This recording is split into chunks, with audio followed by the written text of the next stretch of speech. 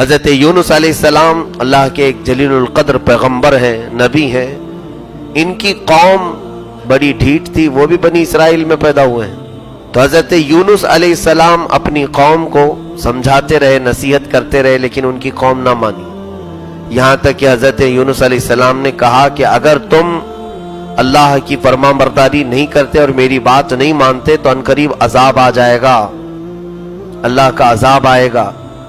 تو انہوں نے کہا کہ اللہ کا عذاب آئے گا، کیسے آئے گا؟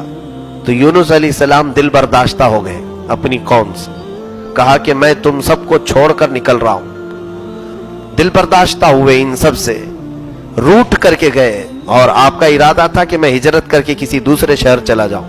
تو آپ اپنے وطن سے، نینوا آپ کا وطن تھا، وہاں سے نکل کر کے آپ کشتی میں بیٹھے. جب کشتی چلنے لگی تو بیچ دریا میں جا کر کشتی ہچکولے کھانے لگی، یہ ڈوبنے جیسے آثار لگے. تو کشتی والے جتنے بھی سوار تھے انہیں معلوم تھا کہ کبھی کبھار یہ کشتی وزن ہو جائے، بوجھل ہو جائے تو ڈوب بھی سکتی ہے. تو اس میں کئی لوگ بیٹھے ہوئے تھے. تو سبوں نے اتفاق کیا ایسا ہے کہ ایک کسی شخص کو اس کشتی سے اترنا پڑے گا. اترنا کیا ہے؟ ڈوبنا پڑے گا. کہاں اتریں گے؟ بیچ دریا میں. اب کون اترے گا؟ سارے تو مسافر ہیں اس میں. تو سب کے درمیان اتفاق یہ ہوا کہ سب کے ناموں کی ایک چٹھی اٹھاتے ہیں، قرآن اندازی کرتے ہیں، جس کا نام نکلے گا اسے اٹھا کر پانی میں ڈال دیا جائے، کیونکہ ایک کم ہوگا تو باقی پورے بچ جائیں گے. کشتی ہلکی ہو جائے گی اور نکل پڑے گی. سبوں نے اتفاق کیا، ٹھیک ہے. جب چٹیاں ڈالی گئیں تو حضرت یونس علیہ السلام کا نام آیا. وہ اس کشتی میں سب سے شریف، سب سے پاکیزہ. تو لوگوں نے یہ کہا کہ یہ بہت ہی اچھا نوجوان ہے، اس کے چہرے سے ایسا نہیں لگتا کہ ہم اسے ڈال دیا جائے، ڈال دیں. پھر دوبارہ انہوں نے چٹھی اٹھائی، پھر حضرت یونس علیہ السلام کا نام آیا. تیسری بار پھر انہوں نے قرآن اندازی کی، پھر حضرت یونس کا نام آیا. اور رب کی مشیت تھی. اس کے بعد نہ چاہتے ہوئے بھی لوگوں نے اٹھا کر کے حضرت یونس علیہ السلام کو پانی میں ڈال دیا. جیسے ہی آپ پانی میں گئے، یہ اللہ تعالیٰ کی طرف سے مقدر تھا جو کچھ بھی ہونا ہے. تو فوراً ایک بہت بڑی مچھلی نے منہ کھولا اور یونس علیہ السلام کو نگل گئی. اندر چلے گئے. سمندر میں جاتے ہی مچھلی نے نگل لیا، لیکن اللہ تبارک و تعالیٰ کا حکم آیا کہ اے مچھلی، یہ تیری غذا نہیں ہے بلکہ یونس کی حفاظت کے لیے تجھے رکھا گیا ہے، غذا مت بنانا.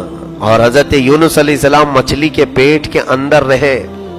1-2 دن نہیں، 30 دن گزر گئے پیٹ کے اندر.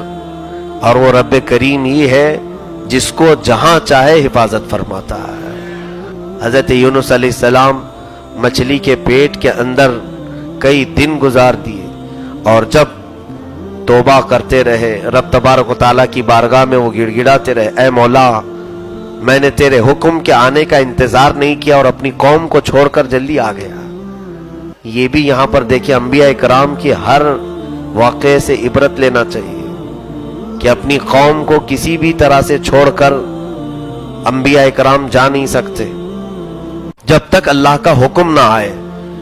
تو حضرت یونس علیہ السلام اتنا روئے. یہ حضرت یونس علیہ السلام کی زبان پاک سے نکلا کہ اے اللہ، جو کچھ بھی ہوا ہے مجھ سے ہوا ہے، لیکن تو وہ خدا ہے، تیرے لیے سب سے زیادہ پاکی و بلندی ہے. تو اللہ رب العزت پھر حضرت یونس علیہ السلام کو اس مچھلی کے پیٹ سے آزاد فرماتا ہے. مچھلی دریا کے کنارے آئی اور اپنا منہ کھول کر اگل دیا. یونس علیہ السلام اسی طرح صحیح سلامت باہر آئے جیسے گئے. لیکن اتنا تھا کہ آپ نہایت ہی نحیف، کمزور ہو گئے تھے. جسم پر کئی دن نہ کھانے کے آثار تھے اور پانی کی وجہ سے جسم جو ہے نرم ہو گیا تھا. اللہ رب العزت نے اسی وقت ان کے لیے ایک درخت پیدا فرمایا. اس درخت میں خوبصورت انار، اور اس کے پھل کھاتے ہی یونس علیہ السلام کو پہلے سے بہتر صحت عطا کی گئی. پھر یونس علیہ السلام اپنی قوم میں واپس گئے ان کی رشد و ہدایت کے لیے. ان کی قوم نے بھی رو رو کر کے توبہ کی، اور پھر اللہ رب العزت کے اس رسول کا بڑا انہوں نے احترام کیا. اللہ رب العزت نے اس قوم کو دیگر دوسری قوموں میں بڑی فضیلت بھی بخشی.